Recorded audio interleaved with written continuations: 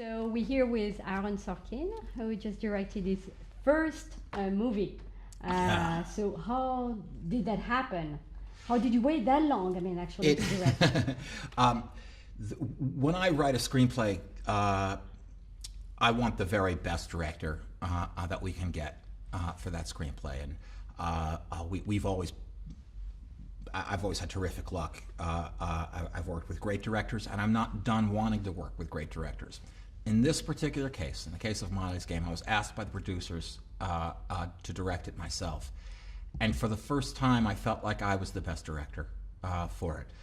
It's a strange thing to say. It's not something I'm very comfortable saying, but they gave me some time to think about it. They gave me a lot of encouragement. I had a very talented group of hardworking people around me to help me. But that's why the decision was made. But why? Is it because of this character that you said, I'm ready to do it? You know, I've known for about 2 years now that I was going to need a succinct, coherent answer to the question that you're asking, and I still haven't come up with one. Why this one did I feel I should direct, and I don't know the answer. Part of it has to do with the fact that with the story of Molly Bloom, there are actually a number of different movies that you can make, and I didn't want to make any of those others. I wanted to make this one, and I understood that there was going to be a gravitational pull to kind of make it about the shiny objects, to make it about the decadence and the money and the sexuality. Obviously the story that we're telling is set against the backdrop of all that. But I thought that there was a bigger story to tell, and a more emotional story to tell. And I just wanted to be sure that that was the one that we were telling. And did you work with her actually on the script? I didn't work with her on the script, but I spent a great deal of time with her, because just reading the book isn't enough. At one point in the movie, Idris Elba says to Molly, you know what you did? You finished your book before the good part happened. And that's true. The book, she wrote the book before she was arrested. So there's this whole other part of the story that isn't in the book. There are parts of the story that she just wasn't comfortable telling in the book, her relationship with her father, that kind of thing. I needed to spend a lot of time with Molly. We got comfortable with each other. She became eager to tell me these stories, and after 2 or 3 or 4 meetings with her, I said, I really think there's a better story here than the one you think there is, and we took it from there. And you were the one to pick Jessica Chastain? Yeah. Jessica was the one to pick Jessica. I met with a handful of wonderful actresses, really the best we have in both in the U.S. and Europe, I think.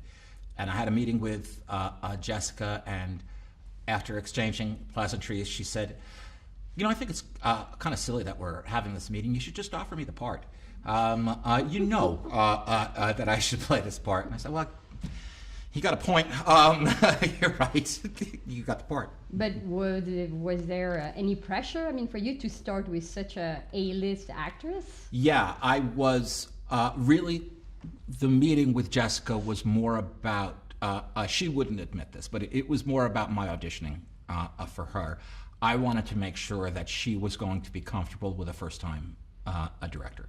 And she made it clear through everything she said and simply her demeanor that she actually didn't consider me a first-time director because of the writing that I've done. Mm-hmm. And did you like it, directing? I did. I loved it. I loved directing this movie. I loved working with Jessica. I loved working with the crew that we had, the designers that we had.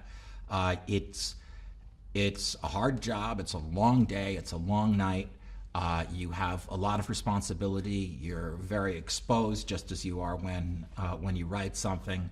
But I loved it, As I said, I'm not done wanting to work with great directors, but I hope that Molly's Game is the last time I direct myself. You kidding? No, I'm not. The last time? No, I don't want it to be the last time. Oh, okay, Yes. okay. No. Like I said, let me be clear. Okay, so it's the beginning of a new chapter of your life. Yes, but I'm not done with the old chapter of my life Okay. yet. If David Fincher wanted to do another movie with me, I would have a party for that. But You want to combine both? I'm going to do both, yeah. Okay. And are you a poker player at all? I'm not a poker player. I used to, when I was a kid, I would play for $1 and $5 with my friends, but not anything on this level. So you had to learn everything. I picked up a lot of stuff by osmosis, but the fact is Molly isn't a gambler herself. She's never played a hand of poker in her life. And she would tell you that she's not an expert on gambling, she's an expert on gamblers. So I learned some of that from Molly. I learned a lot of the jargon from Molly. Molly is very articulate. She's very, very bright, and sometimes when she would be talking about a particular game, a particular hand, something that happened with a particular player, she would, without even knowing it, slip into, suddenly she'd sound like a Damon Runyon character. She'd slip into gambling speak and gambler speak without even knowing it. And I would be like quickly jotting down things, and I'll find out what that means later, but I love the sound of it. What do you think? I mean, these people are just drawn into this game. Is it money? Is it adrenaline? What is it? It's adrenaline. It's adrenaline. Yeah, that's. It's first of all, it's as she says in the movie, it's not a game of luck. It's a game of skill, and it's kind of psychological warfare. You also have to keep in your head a lot of numbers and a lot of equations, but. A gambler gets that rush of serotonin, of dopamine to their brain, to their pleasure centers. Not when, if you imagine a spinning roulette wheel, okay? The chemical rush doesn't happen when the ball lands on your number. The chemical rush happens when the wheel is spinning, okay? So in cards, the chemical rush happens just as the dealer's flipping over the card, not when they flipped it over and it's an ace.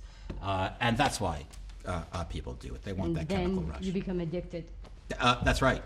That's right. And that's why there are gambling addicts. Thank you so much. I'm Molly Bloom. Do you know about me? I read your indictment after I got your call last night, and I bought your book. Do you understand that you are charged with operating an illegal gambling business? Are you taking me on as a client? I don't